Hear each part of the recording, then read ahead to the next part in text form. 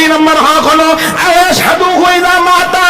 দুই নম্বর হক হলো যদি কোনো মুসলমান মারা যায়, ইমানদার যদি মারা যায়, তার জানাজায় উপস্থিত হতে হবে। এটা মুমিন ব্যক্তির উপর কয় নম্বর হক? দুই নম্বর হক আশহাদু ইযা মাতা, তার জানাজায় উপস্থিত হতে হবে। কিন্তু আমাদের সমাজে নামদারি কিছু মুসলমানের বাচ্চা আছে, কুলাঙ্গারের বাচ্চা আছে, এরা তো জানাজায় শরীক হওয়া দূরের কথা, জানাজা পর্যন্ত পড়তে দেয় না। কথা বলে ঠিক না বেঠে? এদের কাছে জানাজা শরীক হওয়া তো দূরের কথা, জানাজা পর্যন্ত পড়তে দেয় না, নিষেধাজ্ঞা জারি করে। এমন জানাজার বাচ্চা আছে না নাই?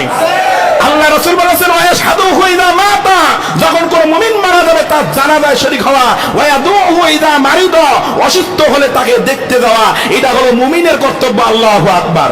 একজন মুসলমান আরেকজন মুসলমানের উপরে হক, কিন্তু আজকে আমাদের সমাজে জানাজা পর্যন্ত পড়তে দেওয়া হয় না।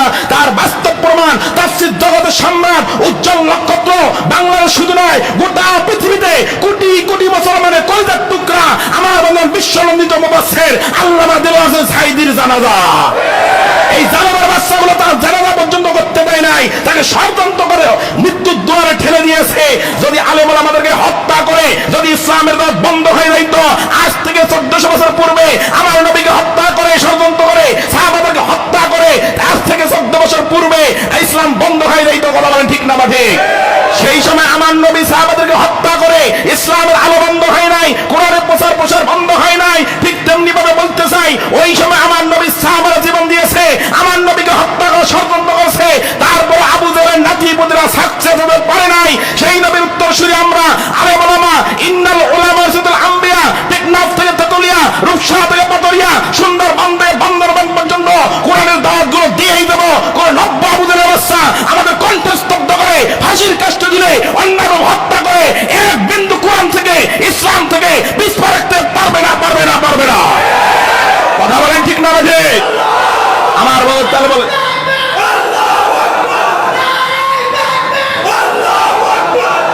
আজকে আমরা লক্ষ্য করে দেখলাম জীবিত সাঈদীর চেয়ে এদের কাছে মৃত্যু সাঈদী অনেক ভয়ঙ্কর। কথা বলেন ঠিক না বাজে? আশ্চর্য। তারপর মারা গেল, লোকটা মারা গেল, তাকে কবরস্থ করা হলো, এখন তার কবরটা পর্যন্ত ঘিরে রেখেছে, কেউ যেন গিয়ে জিয়ারত পর্যন্ত করতে না পারে। বলে এরা কি মুমিন? এরা মুমিন? আচ্ছা, হ্যাঁ, তার জন্য কেউ যেন দলীয়ভাবে দোয়া করতে না পারে। কতটা মানুষ নিঃসঙ্গ নিকৃষ্ট হলে, কতটা মানুষ নিকৃষ্ট হলে এমন মন্তব্য করতে পারে? অনেক ভাইয়েরা আছে, আল্লামা সাঈদী কোনো দলের নয়, আল্লামা সাঈদী গোটা মুসলিম উম্মার নিয়ামত। কথা বলেন ঠিক না বাঠে? কি আওয়ামী লীগ বলেন, বিএনপি বলেন, জাতীয় পার্টি বলেন, জামাত বলেন, চরমনাই বলেন, শর্ষিনা বলেন, মাছ ভান্ডারী বলেন, আত্রসী বলেন, সমস্ত মানুষ দলমত নির্বিশেষে এই মানুষটাকে ভালোবাসে শুধুমাত্র কিসের জন্য? কোরআনের জন্য। অসংখ্য মানুষদেরকে, হিন্দুদেরকে কালেমা পড়ে মুসলমান বানিয়েছেন কোরআনের দাওয়াত দিয়ে। আজকে অসংখ্য ভাইয়েরা দল করার কারণে তার জন্য দোয়াটুকু পর্যন্ত করতে পারে নাই, কারণ উপর থেকে নিষেধাজ্ঞা। যারা তার জন্য দোয়া করেছে, ইন্না লিল্লাহ পড়েছে, এদের দলীয় পদ পর্যন্ত বাতিল করেছে এই জালেমের বাচ্চাগুলো। নিউজ দেখেন, 17 জন ভাইকে পর্যন্ত পদত্যাগ করেছে, বহিষ্কার করেছে শুধুমাত্র একজন ব্যক্তির জন্য দোয়া করার জন্য। কতটা মানুষ হিংসা পরায়ণ হলে, কতটা মানুষ খারাপ হলে, জালেম হলে এই কাজগুলো করতে পারে? একটু চিন্তা ভাবনা করে দেখেন। বিভিন্ন জায়গায় আজকে সেই মানুষটাকে না পেয়ে বিশ্বের 121টি দেশে জানাজা হয়েছে। আমার বন্ধু, সেই মানুষটা জানাজা পর্যন্ত কোথাও কোথাও পড়তে দেওয়া হয় না, অথচ মুমিন হিসেবে আমরা দাবি করি। আল্লাহ রাসূল বললেন, একজন মুমিনের উপর আরেকজন মুমিনের 6টা হক। ওয়াশহাদু ইযা মাতা, যখন সে মারা যাবে তার জানাজায় যাবে। এটা হলো আল্লাহ রাসূল বলতেছেন। আজকে আমরা মুমিন দাবি করি, অথচ শরীক হওয়া তো দূরের কথা, জানাজা পর্যন্ত পড়তে দেই না। আরে কপাল পোড়া মুসলমান। কথা বলেন ঠিক না বা ঠিক? তাহলে বলেন, মুসলমান হয়ে আরে কাফের বেঈমানদের বিরুদ্ধে আপনাকে আমাকে শক্ত ভূমিকা পালন করার দরকার আছে না নাই? আওয়াজ দরকার আছে না নাই? আছে। আজকে আপনার আমার বিবেক মন মানসিকতা কোথায় গিয়ে চলে গেছে? গায়েবানা নামাজ, জানাজা নামাজ, এটা একটা ইবাদত, ইবাদতে বিঘ্নতা সৃষ্টি করে। তাহলে মনে করেন এরা কোন পর্যায়ের ইসলাম বিদ্বেষী হয়ে গেছে? মনে রাখবেন, এই সমস্ত জালেম যারা যারা আজকে ক্ষমতার অহংকারী দেখে, দাপট দেখিয়ে আজকে আলেম ওলামার উপর নির্যাতন করতেছেন, একজন ব্যক্তির জানাজা পর্যন্ত পড়তে দিচ্ছেন না। এই নমরুদ ফিরাউনের ইতিহাস তারা তালাশ করে দেখেন, তারা চিরদিন ক্ষমতা থাকতে পারে নাই। ক্ষমতার রদ বদল হলে এদেরকে লাইট ক্যামেরা দিয়ে খুঁজে পাওয়া যাবে না।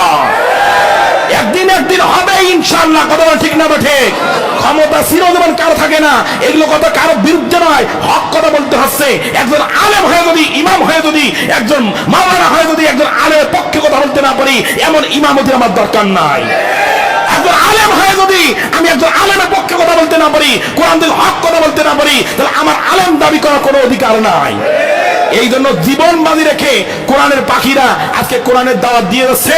আমাদেরকে মুসলমান দাবি করলে আমাদেরকে কোরআন মানতে হবে, কোরআনের হক কথা শুনতে হবে, মানতে হবে, এটা মেনে নিতেই হবে। আর যদি মেনে নিতে না পারেন, আপনি মুসলমান নন, আপনি টাটকা মুনাফিক। আল্লাহ তাআলা আমাদের সকলকে সহি বুঝ দান করুক, বলেন আল্লাহুম্মা আমিন।